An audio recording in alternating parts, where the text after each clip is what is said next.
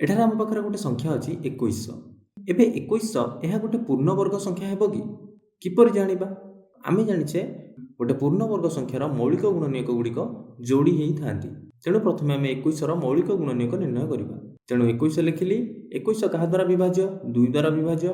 तेणु 2 रे हरिबी। 2 रे हरिले हम 1050। एबे 1050 भी 2 द्वारा विभाज्य। तेणु 2 द्वारा हरिबी पाइबी 525। एबे 525 2 द्वारा विभाज्य नुहे। तापर 3 द्वारा विभाज्य कि विभाज्य हम कारण 5 रे 2 मिसेले 7, 7 रे 5 मिसेले 12 एवं 12 3 द्वारा विभाज्य। तेणु 525 3 द्वारा विभाज्य। तेणु 3 रे हरिबी पाइबा केते 175। एबे 175 3 द्वारा विभाज्य कि नुहे। तेणु 5 द्वारा विभाज्य ना नहीं देखिबा। 5 द्वारा विभाज्य। तेणु 175 रे 5 हरिबी पाइबी 35 एवं 35 रे 5 हरिले पाइबा 7। एबे देख 21 मौलिक गुणनीयक आमे कोन पाइले? लिखि परिबी 21 समान 2 गुणन 2 गुणन 3 गुणन 5 गुणन 5 गुणन 7। एवं देख एठारे आमे 2 2 थर पाइचे, 5 2 थर पाइचे, किंतु एठी 3 रो जोड़ी नाही, 7 रो भी जोड़ी नाही। 7 गोटिए अछि, 3 भी गोटिए अछि। तेणु आमे कहि परिबा 21 गोटे पूर्णवर्ग संख्या नुहे। एबे पिला माने कह आमे 21 रे केते गुणिले आमे गोटे पूर्णवर्ग संख्या पाई परिबा? किपरि जानिबा? 21 रो मौलिक गुणनीयक आमे लिखिचे 2 गुणन 2 गुणन 3 गुणन 5 गुणन 5 गुणन 7 एवं एई मौलिक गुणनीयक रे 3 एवं 7 रो जोड़ी नाही, अर्थात 3 गोटिए अछि एवं 7 भी गोटिए अछि।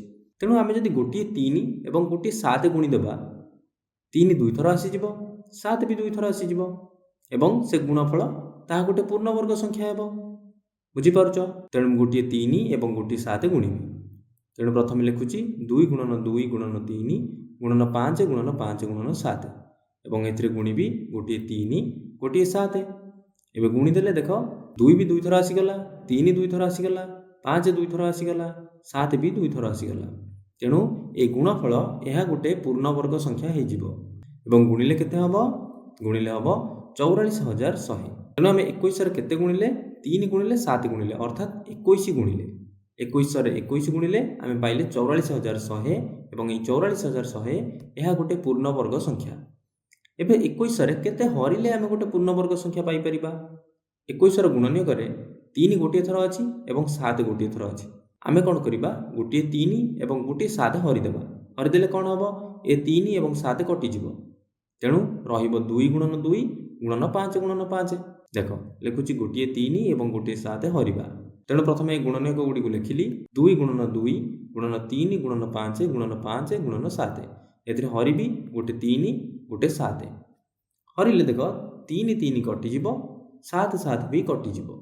तेणु रहिबो 2 गुणन 2 गुणन 5 गुणन 5 एवं देख एठी 2 2 थर अछि, 5 भी 2 थर अछि। तेणु गुणफल गोटे पूर्णवर्ग संख्या हेबो। गुणिले केते हबो? 100। तेणु आमे 21 रे जदि हरिबा केते 21 3 हरुचे एवं 7 हरुचे अर्थात 3 रे 7 गुणिबा 21 21 हरुचे आमे पाउचे 100 एवं 100 गोटे पूर्णवर्ग संख्या हेबो। एवं आमे आउ कोन करि परिबा? आमे 3 गुणी परिबा एवं 7 हरि परिबा, एपरि भी करि परिबा। तेणु मु कोन करूची देख गोटे 3 गुणुची 7 हरुची हरिले कि परि हबो देख प्रथमे गुणनीयक गुडी को लिखिली देख 3 गुणिली एवं 7 हरिली। एबे 7 7 कटि जिवो। बुझी पारुछ?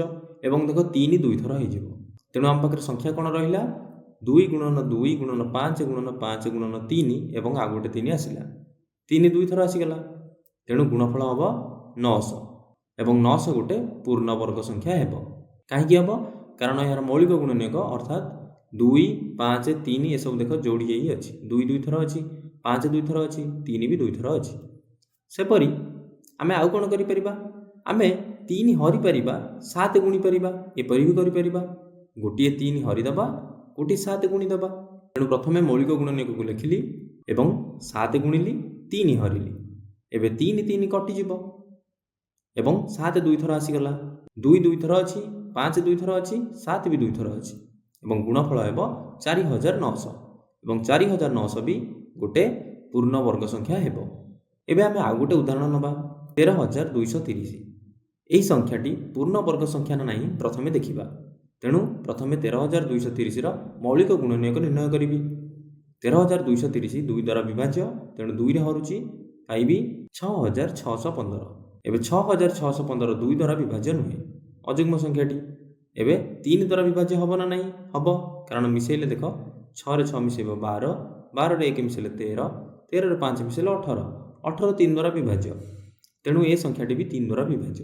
ଏବେ 6615ରେ ଆମେ 3 ହରିବା, ପାଇବା 2205। 2205 ବି 3 ଦ୍ୱାରା ବିଭାଜ୍ୟ। ତେଣୁ 2205ରେ 3 ହରିବା, ପାଇବା 735। 735 ବି 3 ଦ୍ୱାରା ବିଭାଜ୍ୟ।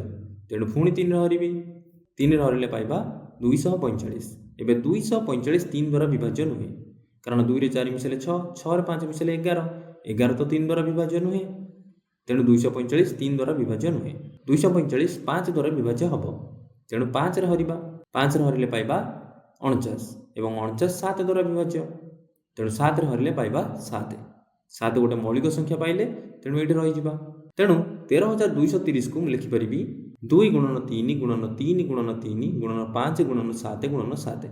ଏବଂ ଏଠାରେ ଦେଖ 3 2 ଥର ଅଛି, 7 2 ଥର ଅଛି, କିନ୍ତୁ ଏ 3ର ଯୋଡ଼ି ନାହିଁ, ଏ 5ର ବି ଯୋଡ଼ି ନାହିଁ, ଏ 2ର ବି ଯୋଡ଼ି ନାହିଁ। ତେଣୁ ମୁଁ ଯଦି ପ୍ରଶ୍ନ ପଚାରେ 13230ରେ କେତେ ଗୁଣିଲେ ଆମେ ଗୋଟେ ପୂର୍ଣ୍ଣବର୍ଗ ସଂଖ୍ୟା ପାଇବା, ତେଣୁ ଆମେ କେତେ ଗୁଣିବା?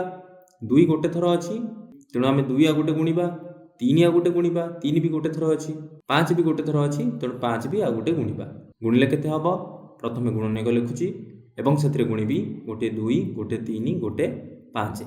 ଏବଂ ଦେଖ ଏହାକୁ ସଜେଇ ଲେଖିଲେ 2 2 ଥର ଆସିଗଲା, 3 3 ଥର ଥିଲା, ଆଉ ଗୋଟେ ଥର ଆସିଲା, 3 4 ଥର ହୋଇଗଲା, 2ଟି ଯୋଡ଼ି ହୋଇଗଲା, 5 2 ଥର ଆସିଗଲା, 7 2 ଥର ଥିଲା।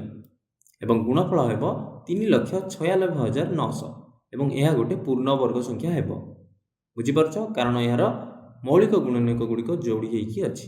ସେପରି ଆମେ 13230ରେ କେଉଁ ସଂଖ୍ୟା ହରିଲେ ଆମେ ଗୋଟେ ପୂର୍ଣ୍ଣବର୍ଗ ସଂଖ୍ୟା ପାଇବା? ଯେଉଁ ସଂଖ୍ୟା ସବୁ ଗୋଟେ ଥର ଅଛି, ଆମେ ଯଦି ସେ ସଂଖ୍ୟାକୁ ହରିଦେବା କଟିଯିବ ଏବଂ ଆମେ ଗୋଟେ ପୂର୍ଣ୍ଣବର୍ଗ ସଂଖ୍ୟା ପାଇଯିବା। ତେଣୁ ଗୋଟିଏ 2 ହରିବା, ଗୋଟିଏ 3 ହରିବା ଏବଂ ଗୋଟିଏ 5 ହରିବା।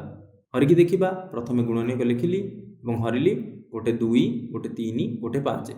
ଯେହେତୁ ହରରେ ଲେଖିଲି ସେଥିଲାଗି ଏ ସଂଖ୍ୟା ସବୁ ପରସ୍ପର ସହ ଗୁଣାଯାଇଛି।